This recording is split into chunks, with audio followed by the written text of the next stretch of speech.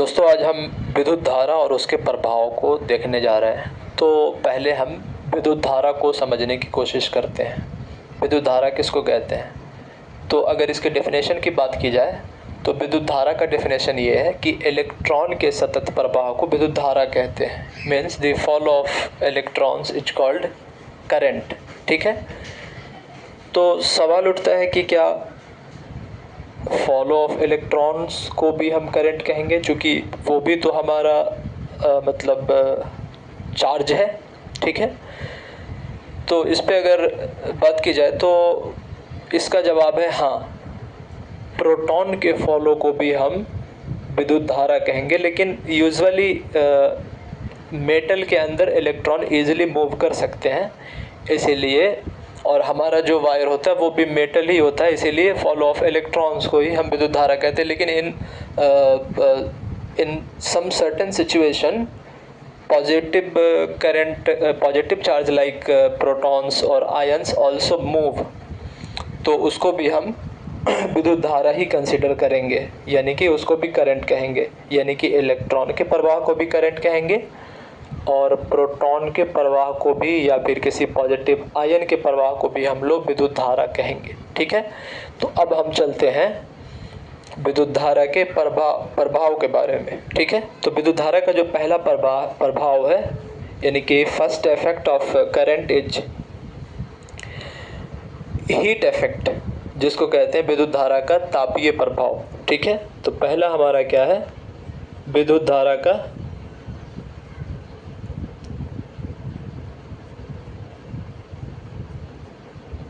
तापीय प्रभाव।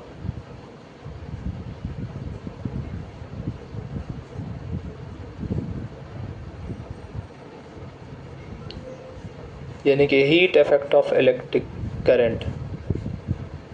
Heat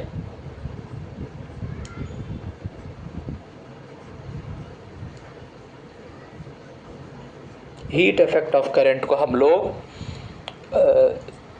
joule का नियम भी कहते हैं, जूल्स लॉ ऑफ हीटिंग। ठीक है, तो हीट इफेक्ट ऑफ करंट कहेंगे जब हम किसी उच्च प्रतिरोध वाले वायर में विद्युत धारा प्रवाहित करते हैं तो कुछ इलेक्ट्रॉन्स खोने की वजह से, यानी कि कुछ इलेक्ट्रॉन्स अपने आप को हीट में परिवर्तित कर देते हैं, यानी कि इलेक्ट्रॉन सही से फॉलो नहीं हो पाते हैं तो वो ऊर्जा में परिवर्तित हो जाते हैं। इसी को हम कहते हैं हीट इफेक्ट ऑफ करंट। ठीक है, और हीट इफेक्ट ऑफ करंट हमारा, अगर इसका एग्जांपल देखेंगे तो हमारा आयरन हो गया, या फिर जो घर में हीटर वगैरह इस्तेमाल करते हैं वो हो गया। ये सब इसका एप्लीकेशंस है हीट इफेक्ट ऑफ करंट। और इसको चूँकि हीटिंग इफेक्ट या फिर जूल्स लॉ भी कहते हैं, तो जूल्स लॉ हमारा होता है H = I² RT। ठीक है, यानी कि इसमें हमारा जो हीट प्रोड्यूस होगा वो I² RT के गुणनफल के बराबर होगा। यहाँ पे हमारा I करंट को बताएगा, R हमारा रेसिस्टेंस यानी प्रतिरोध को बताएगा,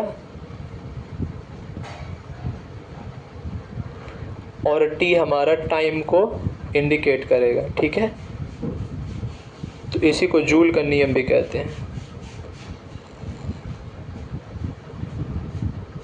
लॉ ऑफ हीटिंग। ठीक है, दूसरा हमारा नियम है मैग्नेटिक इफेक्ट, यानी कि विद्युत धारा के चुंबकीय प्रभाव। ठीक है, magnetic effect of current. Magnetic effect of current कहते हैं जब हम किसी वायर से विद्युत धारा प्रवाहित करते हैं तो वहाँ पे चुंबकीय क्षेत्र जनरेट होता है। इसी को क्या कहते हैं? विद्युत धारा का चुंबकीय प्रभाव। जैसे मान लेते हैं ये हमारा एक आयरन है।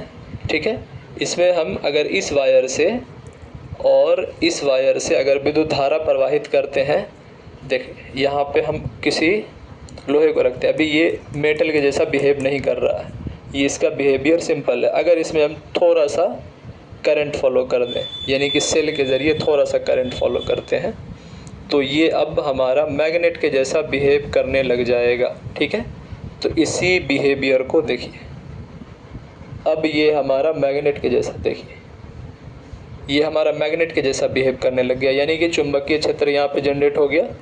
और इसका बहुत सारा एप्लीकेशंस है, जैसे कि हमारा विद्युत घंटी हो गया, यानी कि जिसको इलेक्ट्रिक बेल भी कहते हैं, या फिर हमारा इलेक्ट्रोमैग्नेटिक हो गया, या फिर मोटर्स वगैरह हो गया, इलेक्ट्रिक मोटर, इन सब में विद्युत धारा का मैग्नेटिक इफेक्ट काम करता है। दूसरा हमारा विद्युत धारा का प्रभाव, दूसरा है हमारा विद्युत धारा का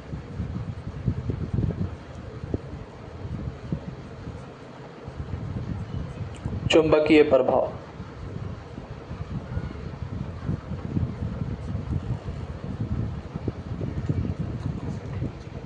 एक्सक्यूज मी, ठीक है, यानी कि मैग्नेटिक इफेक्ट ऑफ करंट।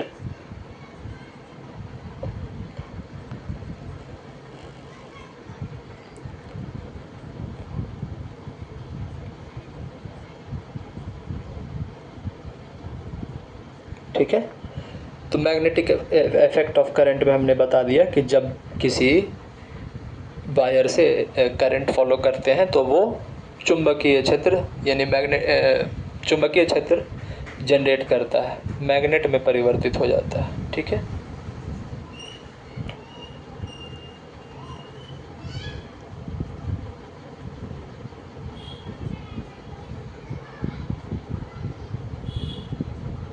विद्युत घंटी या फिर विद्युत मोटर इत्यादि। तीसरा हमारा है विद्युत धारा का रासायनिक प्रभाव, यानी कि chemical effect of current.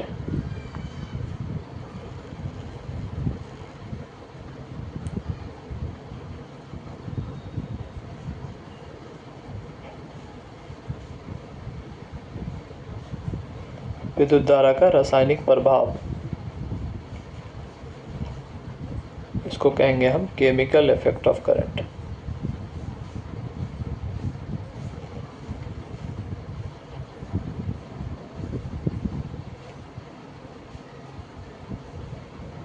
Chemical effect of current कहेंगे कि जब हम किसी भी फॉर एग्जांपल अगर इलेक्ट्रोलाइट्स में हम या फिर पानी में हम अगर विद्युत धारा प्रवाहित करते हैं तो पानी के अंदर मौजूद तत्व जैसे हाइड्रोजन और ऑक्सीजन, वो दोनों आपस में मतलब दोनों एक दूसरे से अलग हो जाएंगे।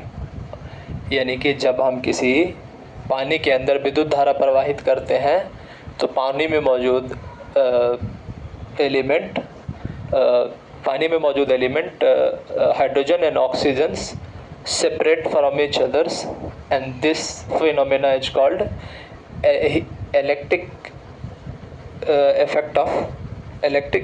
chemical effect of current। ठीक है, तो जब अगर हम पानी में करंट फॉलो करते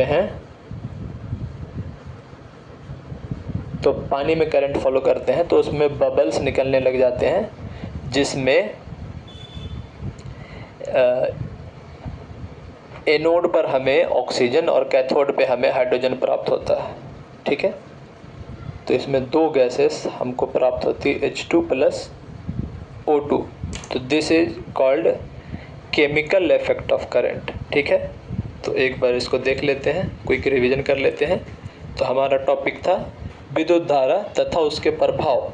तो विद्युत धारा और उसके प्रभाव को हम जानने से पहले विद्युत धारा का परिभाषा देखे थे, यानी कि follow of current is called electricity और करंट। और उसके प्रभाव हमारे तीन थे, पहला था विद्युत धारा के तापीय प्रभाव, दूसरा विद्युत धारा के चुंबकीय प्रभाव और तीसरा विद्युत धारा के रासायनिक प्रभाव। तापीय प्रभाव को हम लोग जूल्स लॉ ऑफ हीटिंग भी कहते हैं, यानी कि कितना ज़्यादा गर्म हुआ वो हमारा I² RT के गुणनफल के बराबर होगा। I हमारा करंट होगा, R हमारा रेसिस्टेंस एंड T हमारा टाइम। ठीक है, दूसरा हमारा था विद्युत धारा के चुंबकीय प्रभाव, जिसका मैंने प्रैक्टिकल भी करके दिखा दिया।